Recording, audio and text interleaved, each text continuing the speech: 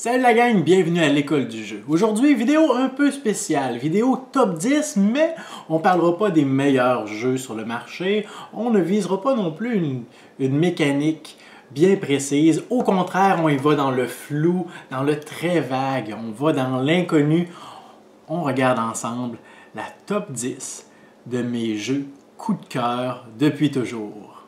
Ça vous intéresse? On regarde.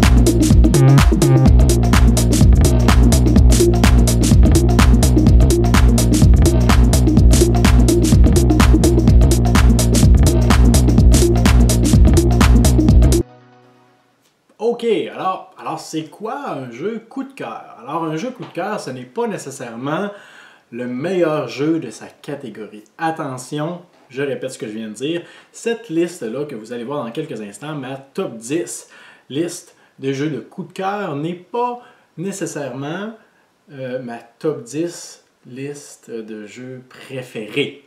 Alors il y a une différence, il y a une nuance à faire ici. La différence, c'est que j'ai décidé de classer les jeux de ma liste de coups de cœur selon un facteur très important, l'élément de surprise. C'est-à-dire que ce sont tous des jeux pour lesquels j'avais peu ou pas d'attentes. Alors mes attentes étaient à zéro. Et finalement, mon appréciation, elle, s'est avérée être au plafond. Alors, c'est ça un jeu coup de cœur. C'est un jeu pour lequel moi, bon, c'est peut-être un jeu dont j'avais entendu parler, c'est peut-être un jeu que j'avais lu quelques petits trucs sur Internet là-dessus, que j'avais vu des vidéos passer, mais bon, je me disais, bon, c'est probablement un bon jeu, il faudrait que je l'essaye. Puis finalement, après y avoir joué, je suis tombé en amour avec ce jeu-là. Alors, j'en ai ciblé 10, et de la façon qu'ils sont classés, ils ne sont pas classés en matière de... en fait, le top 1 de ma liste n'est pas nécessairement le meilleur jeu de cette liste-là. Mais ils sont plutôt classés, comme je l'ai dit, selon leur facteur d'éléments de surprise. Alors, le jeu numéro 1 aura été pour moi la plus grande surprise de tous les jeux auxquels j'ai eu la chance de jouer. Alors, est-ce qu'on commence ça tout de suite? Je pense que oui. On commence avec le jeu en position numéro 10.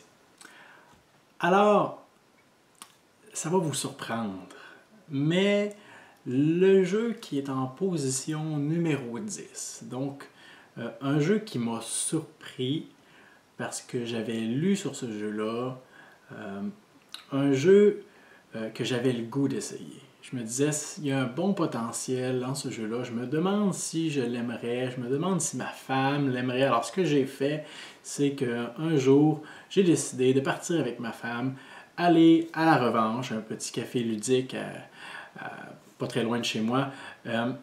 Et je suis rentré là en me disant, je veux jouer à ce jeu-là, je vais le trouver, je vais apprendre à jouer et je vais jouer.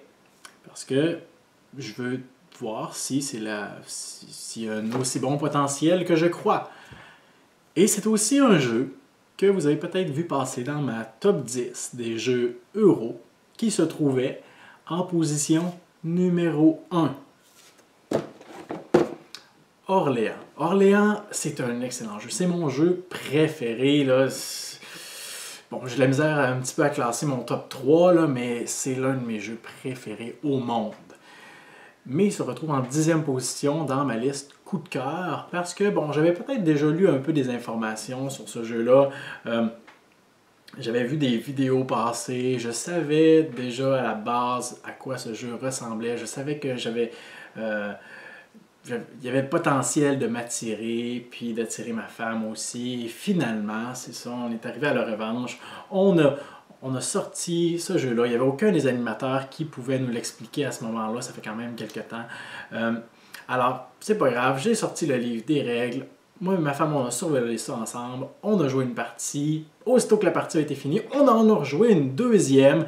Et on est tombé en amour avec le jeu. Là, on est parti de la revanche ce soir-là. Puis ma femme, la première chose qu'elle m'a dit en poussant à la porte, oui, pas comme ça, en poussant à la porte, c'est ce jeu-là, il nous le faut dans notre collection un jour. Alors, une très bonne surprise pour moi.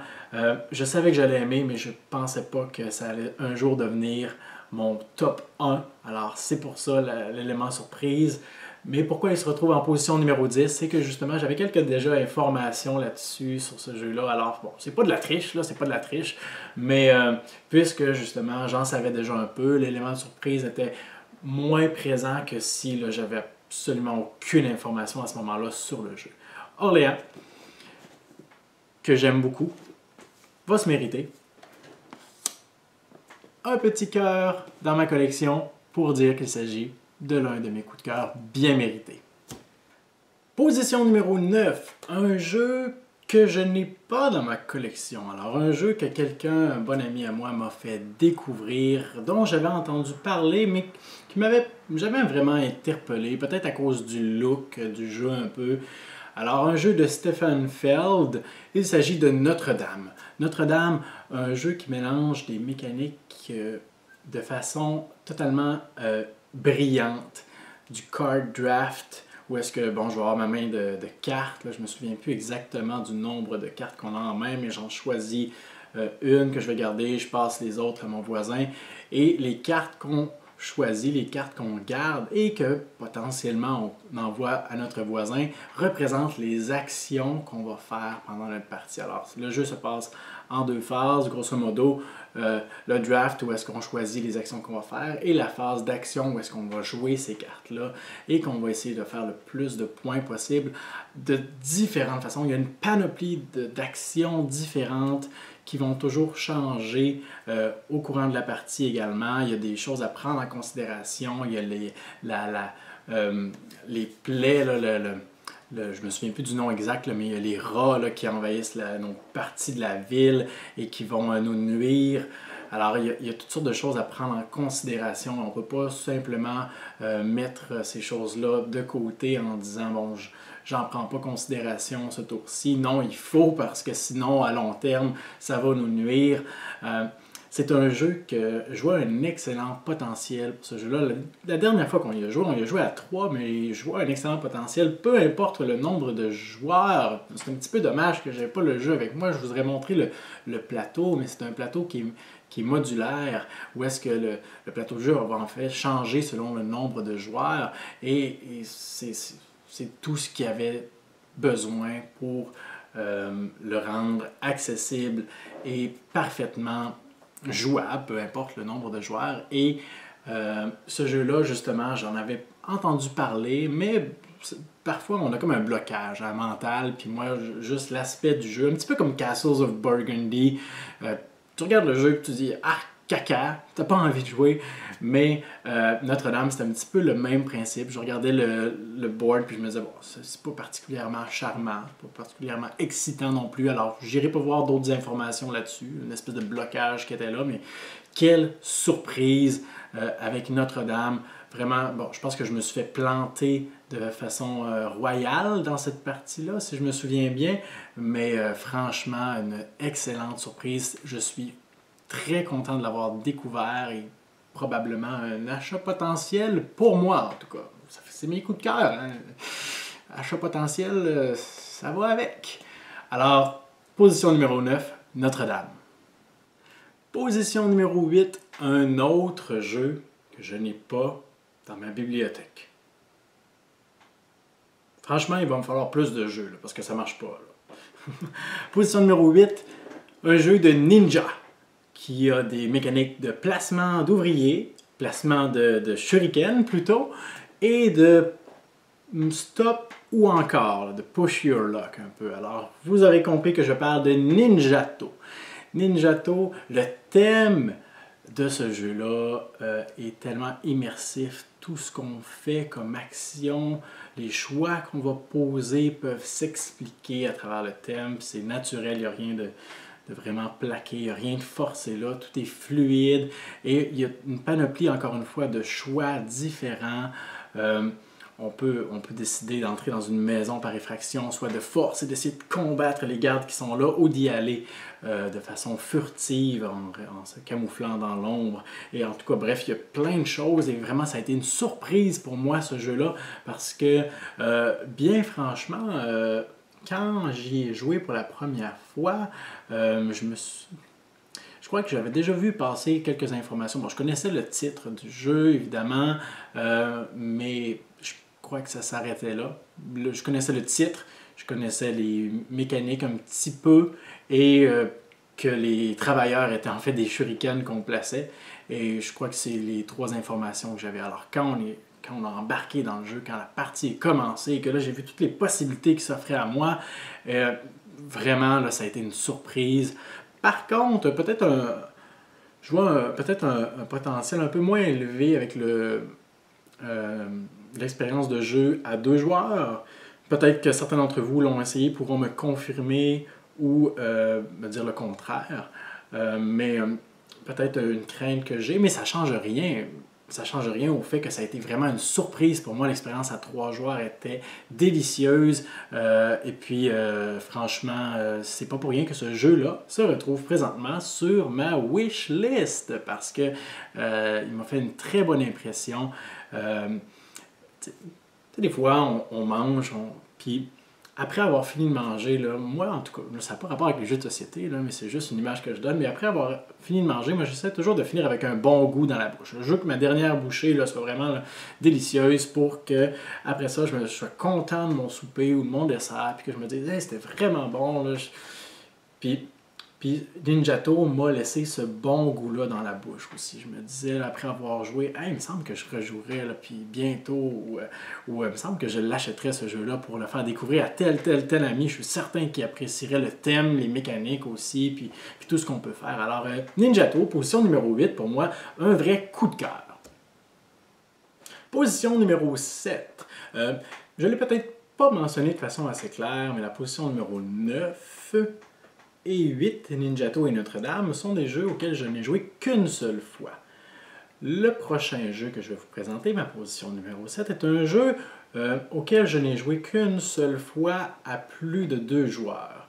Et j'y ai rejoué par la suite plusieurs fois avec ma femme, donc à 2 joueurs. Mais la première fois que j'y ai joué, on était 4 autour de la table et franchement, Keyflower m'a abasourdi. Après la partie, je crois l'avoir répété 10 fois aux gens autour de la table, mais c'était déjà pour moi un achat assuré. Il suffisait de déterminer quand ce jeu-là allait s'ajouter dans ma collection. Ce jeu-là, à 4 joueurs, j'ai tellement apprécié l'expérience. Je trouvais qu'il y avait tellement de rebondissements. À 2 joueurs, je l'apprécie beaucoup aussi. Je vais vous en parler un petit peu plus. Je le trouve peut-être un peu moins excitant. C'est le seul défaut ou point négatif que je pourrais dire sur le 2 joueurs. Moins excitant, il y a moins de choses qui se passent. C'est plutôt je joue mes actions ici, tu joues tes actions là, je joue mes actions là, tu joues tes actions là.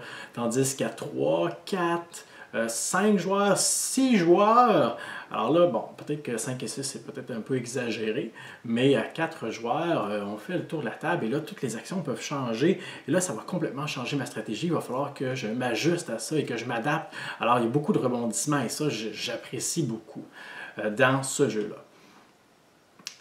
Par contre, à 2 joueurs, c'est incroyable le fait que le jeu ne change pas et ça se joue de façon très rapide. Bon, à 4 joueurs, je me souviens plus exactement du temps que ça nous avait pris, mais à 2 joueurs, on est capable de jouer une partie de Keyflower en moins d'1 heure. Là. Alors, ça se fait assez vite si on est habitué tous les deux. Alors, Keyflower, pour moi, pourquoi ça a été une très bonne surprise, c'est que j'en avais entendu parler. Je savais que c'était un jeu que certaines personnes appréciaient beaucoup, peu importe le nombre de joueurs. Alors, j'avais une curiosité qui était là, mais j'en savais pas plus. Et quand on a joué, justement, là, dès le premier tour de jeu, j'ai comme eu une illumination de tout le potentiel que ce jeu-là pourrait avoir, et pas pourrait avoir, mais plutôt le potentiel que ce jeu-là a. Et franchement, ça a été pour moi un coup de cœur automatique, et c'est pourquoi je dois lui attribuer un petit cœur également dans ma collection. Position numéro 7, Keyflower. Position numéro 6, un jeu qui n'a même pas besoin d'introduction, Isle of Skye. Pourquoi un coup de cœur? C'est simple, c'était un jeu pour lequel j'étais très réticent et méfiant. Je me disais, avant d'y jouer, avant de l'acheter, placement de tuiles, ça ressemble à Carcassonne, j'aime pas Carcassonne, pourquoi j'aimerais Isle of Skye? J'ai décidé de lui donner sa chance, il y avait toutes sortes de bonnes critiques sur ce jeu-là. Alors bon, je l'achète, j'y joue et wow, honnêtement, ça a été une surprise pour moi. Et bon, c'est pas le meilleur jeu du monde. Encore une fois, cette liste-là n'est pas pour montrer les meilleurs jeux du monde, parce qu'il y a des choses que j'aime pas non plus. Je trouve qu'on place pas assez de tuiles. J'aimerais ça que mon royaume soit vraiment immense, prenne toute la table. Là, mais non, il y a 5 ou 6 tours de jeu, alors c'est assez rapide. Au final, on a quoi, une douzaine, quinzaine de tuiles maximum de placer devant notre royaume. Mais c'est un jeu qui est différent à chaque fois. Le fait que les objectifs soient différents, justement, qu'on ait une panoplie, qu'on pioche de façon aléatoire, qu'il y ait la mécanique d'enchère cachée derrière auparavant, tout ça fait en sorte que pour moi, ça a été une véritable découverte, une surprise, bref, un coup de cœur. Et un jeu, franchement, tous ceux qui y ont joué, que je connais, à qui je l'ai présenté, ont apprécié, ont été franchement surpris, même si comme moi, ils étaient réticents et méfiants un petit peu au début. Ils devront avouer, comme moi, que Isle of Skye se mérite un petit cœur. Position numéro 6. On est déjà rendu à mi-chemin, position numéro 5. C'est un autre jeu que je n'ai pas dans ma collection, honte à moi. Un jeu qui m'a vraiment agréablement surpris. Il s'agit de Patch History. Patch History, c'est un jeu c'est un jeu de civilisation, mais avec une mécanique, un aspect un peu spécial, où est-ce qu'on va, comme dans Patchwork, essayer de créer le semblant d'une courte pointe en plaçant des tuiles de façon pas adjacente, mais vraiment de façon l'une par-dessus l'autre, afin de créer notre civilisation. Alors c'est un peu abstrait, mais il y a tellement de choses à faire dans ce jeu-là, il y a tellement de choses à gérer, des aspects militaires, la connaissance, la culture, l'argent, il y a tout ça, bien évidemment la défense, nos leaders, alors il y a toutes sortes de choses à gérer, en plus de gérer le territoire qui nous est imparti, les pactes soit de guerre ou de commerce ou de non-agression avec nos voisins, la gestion des points de victoire. Alors il y a toutes sortes de choses à gérer dans ce jeu-là. Et pour moi, franchement, là, je suis toujours sceptique face aux jeux de civilisation. Je me dis toujours, bon, c'est un autre jeu à la Age of Empire ou dans ce style-là, où est-ce que, bon, c'est un autre jeu qui va nous durer, qui va durer 4 heures, et puis ça va être long, mais finalement, oui, la partie a été longue, mais est-ce que ça l'a paru? Est-ce que je m'en suis rendu compte? Est-ce que j'ai regardé l'heure à toutes les 15 minutes? Jamais de la vie, j'étais trop imprégné de l'expérience de jeu. Pour moi, ça a été un coup de cœur automatique, parce que justement, tu sais, quand un jeu... tu te sens investi dans ta partie, et où est-ce que tu as l'impression là, que où est-ce que tu es rendu maintenant, et c'est particulièrement vrai dans un jeu de civilisation, c'est grâce au choix que tu as fait, et c'est toi qui as réussi à bâtir ça. Ce qui est intéressant dans Patch History, et que j'aimais beaucoup, c'est que oui, c'est un jeu de civilisation avec un aspect de militaire, où est-ce qu'on peut s'attaquer les uns les autres, mais jamais on ne pourra détruire ce que les autres ont construit. Au contraire, on va plutôt voler tout simplement des points de victoire. Alors, ça reste très impersonnel, et en même temps, il n'y a pas l'aspect d'agressivité ou d'interaction directe, un coup de poing d'en face qui dit « Tiens, toi, je viens de péter la gueule de ton Jules César ou de ton Jean-Paul II avec mes missiles aériens. » Mais Au contraire, on fait tout simplement comme voler des points de victoire parce que le but du jeu, c'est justement d'avoir la nation la plus influente, la plus importante en fin de partie, mais il y a beaucoup d'aspects dans ce jeu-là que j'aime et ça a été pour moi une véritable découverte. J'ai hâte d'y rejouer. Stéphane, c'est un message pour toi, ça. Mais sans blague, Patch History, j'ai pas la boîte, mais vous l'avez vu, je vais mettre un petit cœur, il s'en mérite un pour ma position numéro 5 de coup de cœur. Position numéro 4, si vous suivez ma chaîne, si vous avez écouté d'autres vidéos que j'ai faites, si vous me connaissez un peu ou lisez ce que j'écris parfois sur ma page Facebook, vous serez capable de deviner le jeu que je vais vous présenter à l'instant grâce à l'indice suivant. C'est un jeu qui utilise une mécanique que je déteste totalement, mais qui réussit à me faire apprécier le jeu. Est-ce que vous l'avez deviné? Shakespeare. Alors, j'en dirai pas trop sur Shakespeare. Si vous avez écouté la vidéo Top 10 euros dans laquelle j'ai participé, vous avez eu des informations sur Shakespeare. Si vous avez écouté la vidéo des règles et mon avis personnel sur ce jeu-là que j'ai déposé sur la chaîne, vous avez déjà mes informations sur Shakespeare. Mais si ça vous intéresse d'avoir ma critique personnelle, ben, allez voir ça. Par contre, pourquoi ce jeu-là est un coup de cœur pour moi? Ben, comme je vous l'ai dit, au départ, c'était un jeu pour lequel j'étais très réticent. Les critiques étaient bonnes, mais je me disais, on mise à chaque tour les actions. Il me semble que, bon, si j'en mise 2, ça va-tu vraiment valoir la peine de jouer en premier? Je veux seulement avoir 2 actions à faire. Alors, j'étais très méfiant, comme un peu dans certains autres jeux que je vous ai mentionnés. Mais finalement, ce jeu-là, écoutez, c'est un délice. C'est du bonbon. J'en redemande. J'aime le faire découvrir autour de moi. C'est un jeu qui est beau. On ouvre la boîte et on est déjà ébloui. C'est comme s'il y avait des lumières qui sortaient de la boîte et tout ça. Alors, ça a été vraiment pour moi une très bonne surprise de découvrir ce jeu-là et de le faire découvrir à ma femme qui l'apprécie tout autant que moi. Alors pour moi, Shakespeare, c'est clair. Je ne peux pas faire un top 10 coup de cœur sans donner un petit cœur bien mérité à mon très cher Shakespeare. Position numéro 4. Position numéro 3, ça s'en vient sérieux. Un jeu qui m'a été présenté pour la première fois lorsqu'on avait une soirée entre amis. Je me souviens plus exactement, je crois qu'on était 4 à jouer. Et l'un de mes amis amène ce jeu-là. Bon, ça me dit quelque chose. J'avais vu des images passer. Le titre me disait vaguement quelque chose parce que c'est un titre qui est accrocheur. C'est pas un titre qu'on oublie facilement. Et je suis tombé en amour avec ce jeu-là par la suite. Super Motherload! Alors, Super Motherload, c'est un jeu que j'apprécie beaucoup, mais je n'entrerai pas dans les détails de ma critique personnelle sur mon appréciation du jeu parce que cette vidéo, comme je le répète depuis tantôt, s'attarde simplement à l'élément surprise.